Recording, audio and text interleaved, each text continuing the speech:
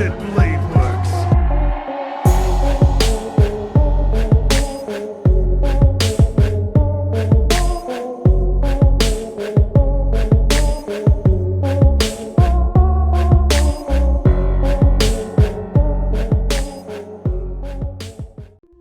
Hey, what's up you guys, it's Silver Fang, and today I'm gonna be reviewing Fate Stay Night Unlimited Blade Works episode 8. No, my bad.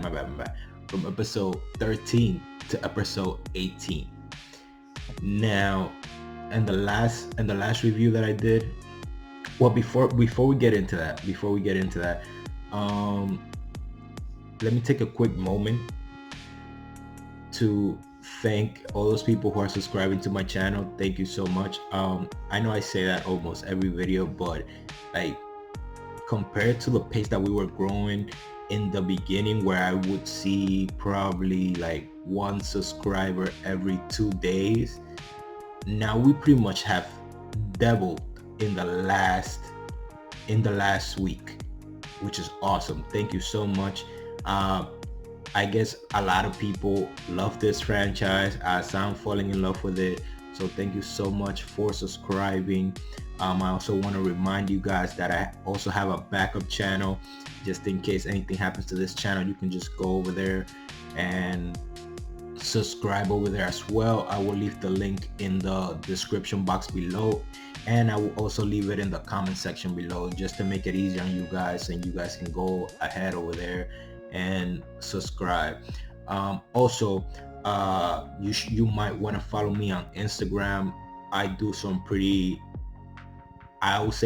interesting tournaments on Instagram. So if you love anime and that's something you might be interested in, I'm gonna leave my Instagram right over here. So you should definitely do that. If I pretty much, let's say the last tournament I did was pretty much who was the smartest characters in anime, and pretty much I have people voting on my story. I pair up all the characters, and we pretty much have like a whole tournament bracket. It pretty much goes on for like 3 days, and at the end we finally left with one. I'm not gonna spoil who won, so if you're interested in that, you might want to go follow me on Instagram. And so without further ado, let's get into the review. So episode 12. So last time where I left off was Shiro lost Saber, and I was really mad about that Saber was taken. But after that, on episode 12, we got like and I found this to be really funny. We go over Koromine Church after Castor had taken it from Koromine, and she pretty much her home base was at the church now. And we see Saber. She has Saber in a really awkward position. She's tied up, bent over, with this dress, and the way that they drew it made it seem like the dress in her, like the back of her dress was lifted. Wait a minute. And then Castor goes on to say something along the lines of, "You will submit to me, Saber. I will end up breaking you." I'm like, wait a minute, what is going on here? Like, Wait, first of all, what? You're not gonna speed past that like you didn't just say what you just said. What was Castor doing to Saber? Wait. I'm like, yo, this is some Satan shit. What is going on here? What? Oh my god, that fucked me over for a little bit. I'm like, wait a minute, what is this? I thought I was supposed to be watching an anime. What is this? That was hilarious. So after that, Shiro and Archer arrive at the church to try and save Saber, and Archer pulls a switch And I don't know if he thought that they couldn't win at the moment, but all of a sudden Archer just switches sides, and I was surprised. But at the same time, I don't think he's evil. I just think he has a plan, to be honest. Like, I don't think he's evil, but that was really surprising. He switches sides, he goes over to Castor, lets her stab him with her noble phantasm, and she takes Totsuka's seals away from her, just like she did with Saber. And now apparently Archer is on Castor's side. Okay. I mean, I'm pretty sure he has a plan. I'm pretty sure he didn't do it to turn evil. I'm pretty sure he has a plan. I just don't know what it is yet. Maybe he's waiting for her to let her guard down or something. So that's kind of weird. Like, I would assume he's playing the long game and he's waiting for her to drop her guard or for her power to be off, or maybe he wants her to be alone before he takes her down. I don't know, but I was kind of surprising. So after that, we get to see what Castor went through when she was first summoned. And when she was first summoned, she got summoned to the side of this like arrogant douchebag of a master, like just a spoiled brat rich kid. Like, this guy, I'm glad that she killed him, to be honest, because I think this guy was worse than Shinji, to be honest. I mean, I don't know who would have been more annoying in this whole freaking Grail War if this guy would have been alive. I'm glad that she killed him. So basically what happened is this guy was sacrificing children to create magic stones, and he wasn't even doing it right. He had like this whole state-of-the-art facility, and he wasn't even doing it right because Castor pretty much made, I wouldn't say triple, I think quadruple the size of the stone that they were making with one life. No, not even one. No. It was a couple of lives. They used to make a stone this big, and Castor made like something like 5 times larger without taking any lives. So, like, oh my god, people like this just... So Castor took it upon herself to destroy the lab. He got mad and tried to get her to kill herself, but apparently she has stabbed herself with a noble phantasm to undo the magic of the command seals, which was so awesome. Like, her noble phantasm is crazy.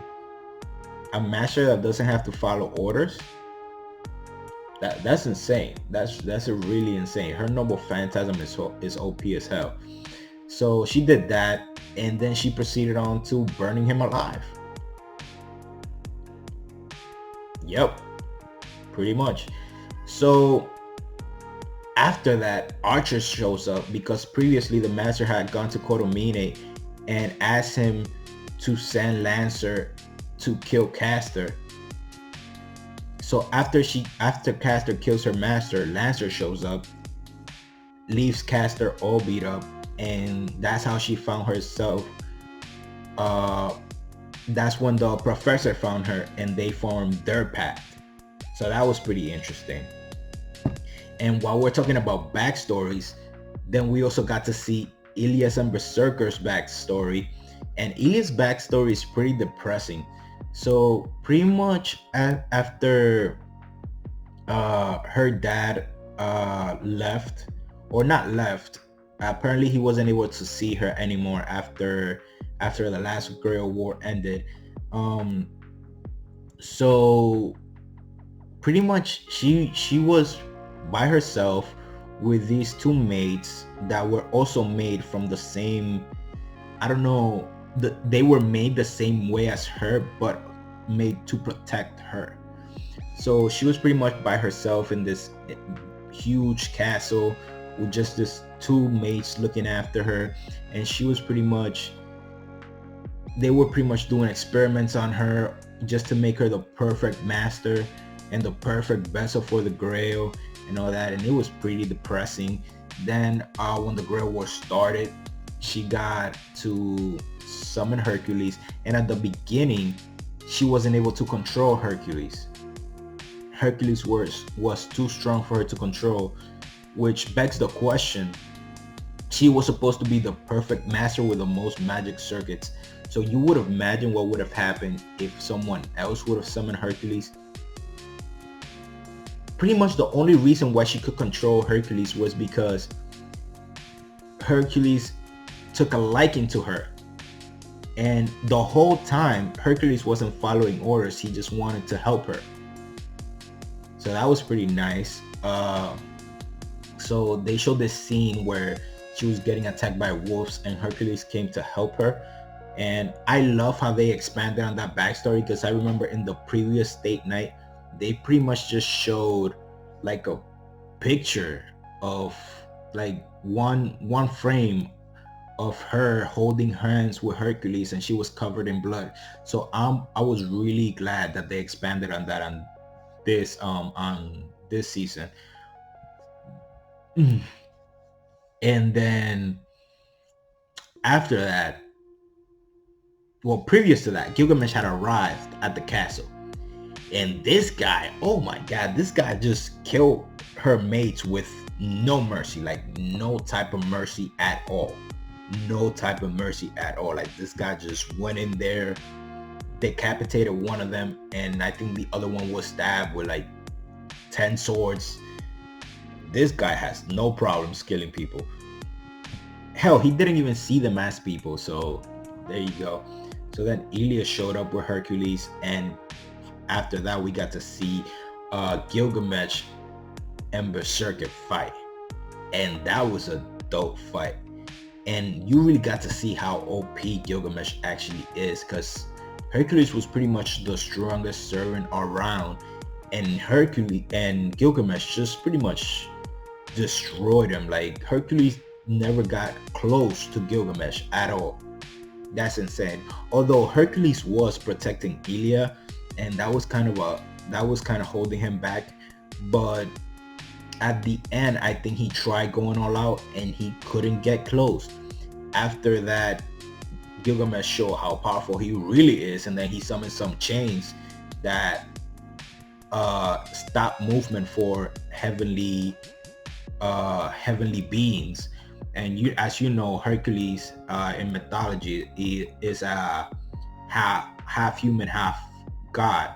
So, well, he's supposed to be, and he was born of gods, but then he got pulled down to earth and whatnot. So he's supposed to be a half god. So he pretty much like couldn't move, not even with a command seal. Like those chains were that powerful where they even prevented the magic of the command seal, so Hercules couldn't move. And I think like if Gilgamesh wanted, he could have done that from the beginning. So he just wanted to show off pretty much the whole fight, and he killed I think he killed him 12 times, and for some reason after he died the 12th time, he came back for the 13th, which was crazy. So the way I think that works is like he did complete 12 labors and he had 12 extra lives, but then after the 12 were over, then he had his own life. That's the way I rationalized that and why he came back, probably. So that was cool. So then Gilgamesh proceeded to kill Hercules and then kill Elias and take her heart. Oh my god, that was brutal. I didn't think she was gonna die, to be honest. Like that was the last thing that I was expecting. I thought Shiro or Totsuka was gonna step in and she wasn't gonna die. But yeah, Gilgamesh just went in, killed her, no problems, took her heart. Like that was crazy.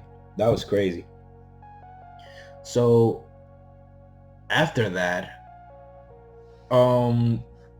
we got to see, because remember, Archer is now on the sides of Castor. So now Totsuka and Shuro are on their own. So they're trying to figure out how they're gonna go rescue Saber, how they're gonna do it. They don't know how. And all of a sudden, guess who shows up? Lancer. And Lancer has been missing like this whole season. He has been missing. We don't know where he was or where Kodomine was.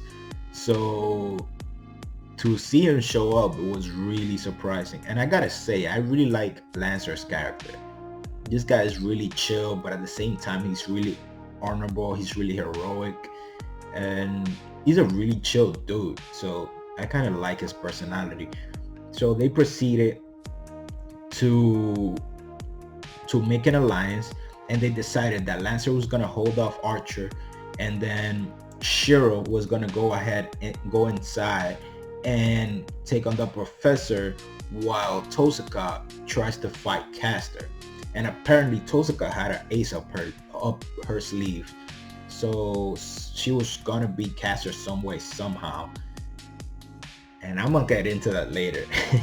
Because that was dope. But first, we got the fight from Lancer and Archer. And that fight, oh my god, that fight was amazing. Yo, the animation for that fight was epic as hell. Especially when Lancer used his special move. I forgot the name of it. I thought it was Gay Bulk, something like that. And that was epic. He threw the lance. Archer summoned like this shield that is supposed to be like the most powerful shield that he had ever seen, and the spear just went right through it. Like, oh my god, yo, this guy is, I didn't know Lancer was that powerful. Like, that attack is crazy. That attack is crazy powerful. Because the shield that Archer summoned was this magical shield with, I think it was like 5 or 6 extra layers, and the lance just went straight through. And apparently that attack, like if you dodge it, it will just reverse cause and effect, and it'll hit you anyways. So the only thing that Archer could do was take it head on. So he summoned this shield. Not enough. And after that, oh my god, the animation for that whole sequence was amazing. That animation was crazy. I love that fight. Oh my god, I wish I would have recorded myself watching that fight. That fight was amazing. So after he proceeded to the Lancer proceeded to defeat Archer, apparently Castor stopped watching them, and that's apparently what Archer was waiting for. Which, again, I told you guys, when I saw that, I knew he switched sides, but I knew he had a plan. So apparently that was exactly what he was waiting for a moment where Castor wasn't watching him. So that was nice. So after that, we got to see Totsuka versus Castor, and yo, Totsuka, man, Totsuka. So she knew that she couldn't take Castor with magic, and she tried her hardest. She really did. But the best part, oh my god, Totsuka hand to hand, man. I was not expecting that. Cause she did say that she had something that will catch Castor off guard. And hell, that caught her off guard, and that caught me off guard. Yo, Totsuka hand to hand, man, she's clean. She's clean. She's nowhere near the level of like Kodomine or the professor, but she is good. She is good. After she started fighting hand to hand, like she enhanced her fist and her legs. She was pretty much going ham on Castor. The professor had to step in and help her, and Shuro couldn't hold him back. Like he was supposed to keep the professor busy, but he wasn't able to do it. His mana ran out, and he wasn't really good yet at doing projections, so he couldn't keep the professor busy for that long. But after the professor stepped in, guess who comes in for the save? My man Archer, bro. Like this guy. And and that was weird. When he created the bow, he said trace on, just like Shiro. And now I'm beginning to put the pieces together, because he said trace on, just like Shiro. And maybe that's a chant for the projections, but something's weird going on. Something weird is going on here. Like, cause Shiro tried to give Totsuka the necklace that she used to save him. And she told him, cause apparently Shiro has one, and then she has one. But she said something along the lines of, there's only one of these necklaces. There's only one that exists. And that Archer gave her the other one. So did Archer project the necklace to give it to Totsuka? But that can't be the case though, because when Totsuka healed Shiro, Archer wasn't there. So I don't think he ever got to see the necklace. So that's weird. That's kind of weird. Something weird is going on here. The fact that he said trace on, maybe that's just a chant for the projection, but even Shiro found it weird. So something weird is definitely going on, and we're probably gonna get to see more of that in the future, because there's some connection here between Shiro and Archer that we don't know about yet. So I'm dying to see what it is. So again, Archer comes in for the kill, tries to shoot the professor. Castor gets in the way, she dies. And then the professor doesn't back down. He wants to go one-on-one with Archer. And I really thought, like, since we saw the professor versus Saber, I thought like it was gonna be a better fight between the professor and Archer.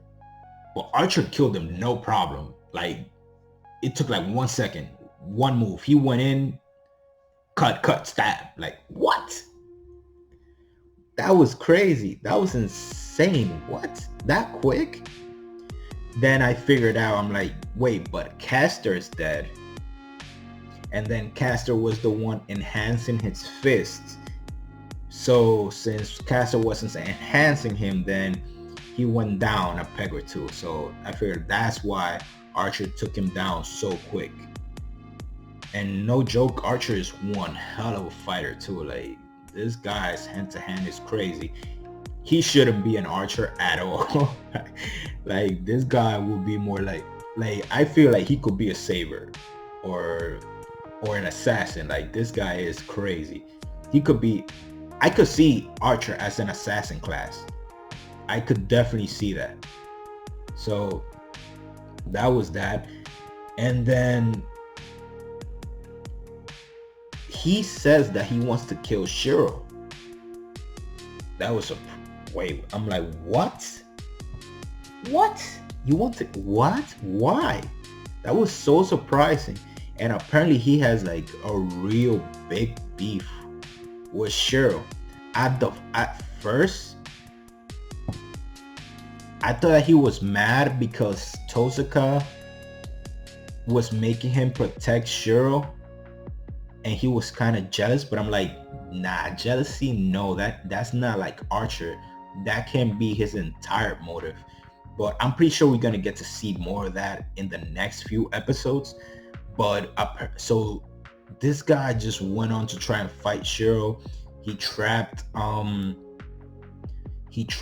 Totsuka in like this cage of swords, and yo, like Saber tried, but at the moment she didn't have a master, so her mana was running low. So if she tried to fight, she was not gonna last long. She was gonna disappear basically.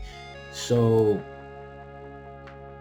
Archer says that the Archer class has a higher level of mana reserves, I guess, where they can last longer even if they don't have a master. So he said that he could pretty much last for 2 days. 2 days, I believe it was. 2 or 3 days that he can last without a master. And that was kind of weird, but okay, whatever. And so the craziest thing that I never saw coming happened next. So Totsuka makes a pact with Saber, and now Totsuka is Saber's master. I'm like, what? Wait, what? So I'm guessing, like, I don't know. So is Shiro gonna take Archer as a master? I don't know, but like, yo, that's crazy, because I don't think Archer would ever be Shiro's servant. So that leaves Shiro without a servant. I mean, Shiro doesn't care about the Grail, but I would figure that he will have a servant at some point. But unless Lancer makes a pact with him, and that could be something, but I doubt it, because Kotomina is definitely not gonna allow that. And also the fact that Lancer is still around means that Kotomina is alive, confirmed. I knew that he wasn't dead. I was pretty much sure that he was not dead. It's pretty much highly improbable, to say the least. So we got to see Archer versus Saber, and the fight, it was nice. It was nowhere near the fight that Archer had with Lancer, but it was definitely a good fight. And we finally got to see Archer's noble Phantasm, which was they call it, I think, was reality marvel, which is like the same that Ryder had back in Zero, where he pretty much teleports them to a certain place or a certain area. And that, to be honest, that place reminds me of the Keyblade Graveyard from Kingdom Hearts, and that was pretty dope. So apparently they go into a little bit of Archer's, like just a tiny bit of Archer's past, and pretty much that graveyard is where, well, that like sword wasteland was pretty much where he ended up in life. And that was depressing, to be honest, because I think the reason why he has an issue with Shiro is, I think, because Shiro probably is going the same path that he went towards. And I think, like, if Shiro keeps thinking and acting the way that he's acting at the moment, he will eventually end up the same way. And I think that's the problem the Archer has with Shiro. So that was kind of weird. So just a tiny bit of his past. I'm dying to see the rest of it. That's really nice. I want to know exactly what is going on between him and Shiro. Like, cause I know there's something there. Like, I just haven't been able to figure it out, but I know there's something. Like, why does he want to kill Shiro that badly? Why is he so opposed of Shiro's beliefs? So I know there's something more there, but I don't know just what it is yet. So that's pretty much for the set of episodes. It was an interesting set for sure. Highlights definitely Berserker versus Hercules, then Archer versus Lancer, that was dope. And something I really liked a lot was the Hercules and Elias backstory. That was really cool. So that was really nice. And definitely Totsuka taking Saber, I was definitely not expecting that. So that's pretty much it. I can't wait to see the next set of episodes. We're almost near the end, so I know this episode is gonna really start picking up. So at the end of these episodes, Archer took Totsuka, and him and Shiro are supposed to meet up for a big fight. So I can't wait for that. And I don't think Shiro can beat Archer, but since he has like he doesn't have a master now, he's probably gonna have low mana and whatnot. So maybe, I don't know. So that was cool. That was pretty much it. So thanks so much for watching, guys. That is the video for today. I really enjoyed this set of episodes. Unlimited Blade Works is definitely becoming like my favorite out of all the fates that I've seen. As of right now, as to what it is, I gotta see how it ends, but as of right now, I think it's better than Stay Night and better than Zero. But that's my own personal opinion though. So that's pretty much it. Thanks for watching, guys. Please comment down below if I missed anything. Please subscribe, like the video. Thank you so much. And please go ahead and head over to my backup channel. That'll really help me out a lot, just in case it happens to this channel. And thank you so much for watching. And as I always say, have an amazing day.